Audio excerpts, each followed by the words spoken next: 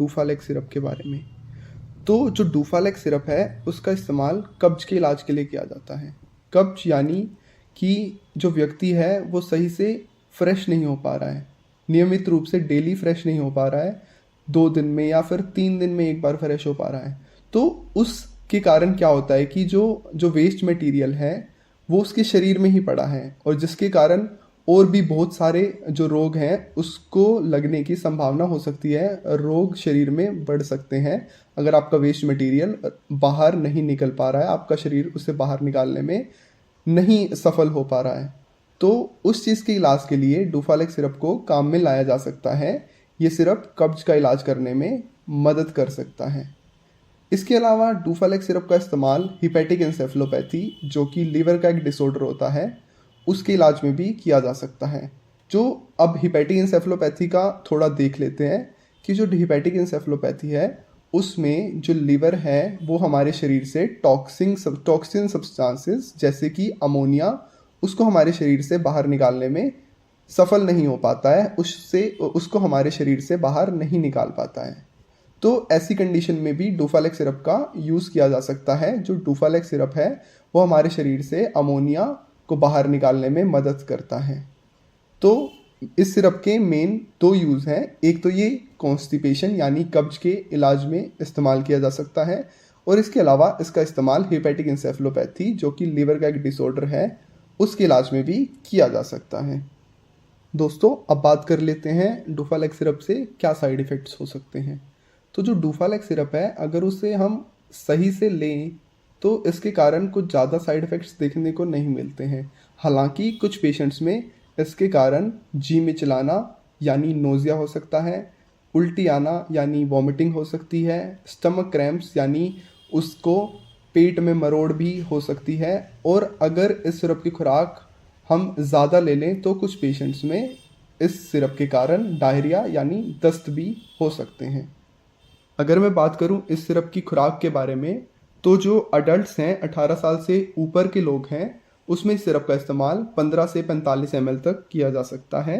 7 से 14 साल तक के लोगों में इस सिरप का इस्तेमाल 10 से 15 ml तक, और 1 से 6 साल तक के बच्चों में 5 से 10 ml तक इस सिरप का इस्तेमाल किया जा सकता है। हालांकि बच्चों में इस सिरप का इस्तेमाल करने से पहले इसकी खुराक के बारे में एक बारी डॉक्टर से ज़रूर सलाह ले लेनी चाहिए। तो दोस्तों, अब बात कर लेते हैं कि डूफालेक सिरप को लेना कैसे है। तो जो डूफालेक सिरप है उसको दिन में 1 से 2 बार तक लिया जा सकता है।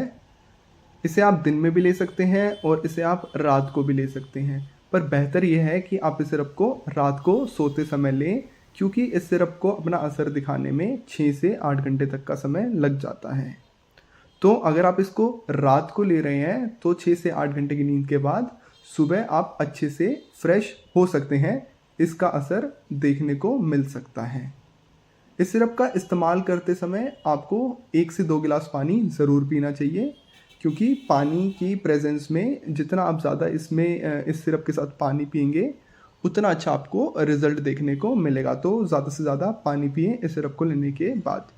और अगर आपको इस सिरप का टेस्ट अच्छा नहीं लग रहा, इसका स्वाद आपको नहीं अच्छा लग रहा, तो आप इस सिरप को आधे गिलास पानी या फिर फ्रूट जूस में मिक्स करके पी सकते हैं, ले सकते हैं। दोस्तों, अब बात कर लेते हैं डूफालेक सिरप से जुड़ी कुछ सावधानियों के बारे में।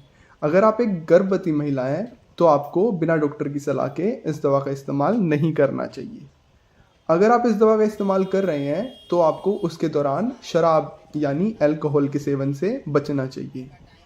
अगर आप एक शुगर यानी डायबिटीज़ के मरीज़ हैं तब भी आपको इस दवा का इस्तेमाल बिना डॉक्टर की सलाह के नहीं करना चाहिए। इस सिरप में जो लैक्टोलोज होता है वो एक तरह का सेमी सिंथेटिक शुगर होता है जो आपके शरीर में शुगर के लेवल को बढ़ा सकता है। इसलिए बिना डॉक्टर की सलाह के जो डायबिटिक पेशेंट हैं उनमें इस दवा का इस्तेमाल नहीं किया जाना चाहिए।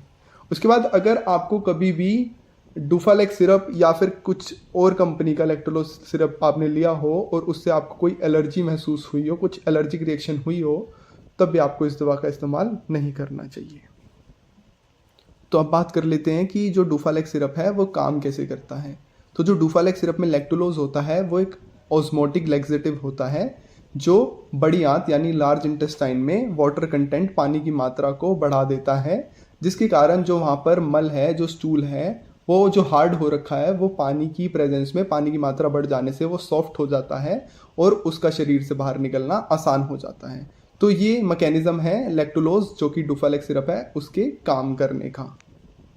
दोस्तों, अगर आपको इस सिरप का इस्तेमाल करते 3 दिन हो गए हैं और आपको फिर भी अपने लक्षणों में, अपनी कब्ज़ में कुछ भी आपको प्रभाव, कुछ रिजल्ट नहीं दिख रहा है, तो आपको इस सिरप का इस्तेमाल करना बंद कर देना चाहिए और इसके बारे में अपने डॉक्टर से एक बारी ज़रूर सलाह लेनी चाहिए। तो दोस्तों, ये था एक ओवरव्यू डुफालेक सिरप के बारे में। आशा करता हूँ कि आपको ये वीडियो अच्छी लगी होगी। अगर आपके कुछ और सवाल हैं डुफालेक सिरप को लेकर, तो वो आप कमेंट बॉक्स में पूछ सकते हैं। अभी के लिए सिर्फ इतना ही। मिलेंगे